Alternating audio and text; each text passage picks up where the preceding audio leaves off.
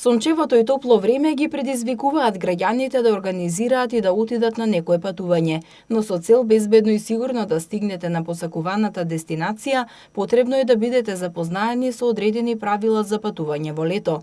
Експертите препорачуваат пред да се тргне на пат, секој возач треба да има утврден план по која маршрута ќе вози, каде и кога се создава сообраќаен метеж, каде и кога има пречки на патот, каде и кога има застој во сообраќајот, каде ќе одмори и така натаму. Планот треба да биде реален со почести паузи и да биде добро осмислен за да може возачот соодветно да се одмори и да патува спокојно и без да се нервира. Исто така, пред да започнете со патувањето, потребно е да се програмира GPS системот и да се проверат и анализираат мапите.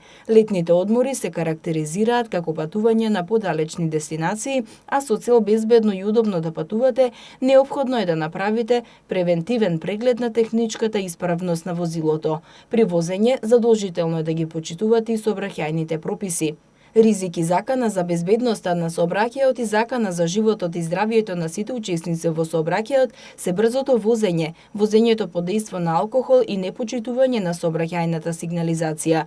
Исто така, при возењето една од најчестите грешки на возачите во лето е предолгото возење. Истражувањата покажуваат дека возачот најдобро е да се одмора на секој 200 до 300 километри поминати, односно на секој 3 до 4 часа возење.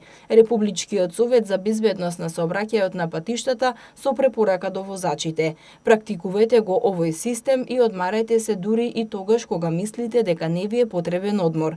За време на одморот останете смирени и запомнете дека одморот е време да се опуштите, а не да мислите на автомобилот и на патувањето.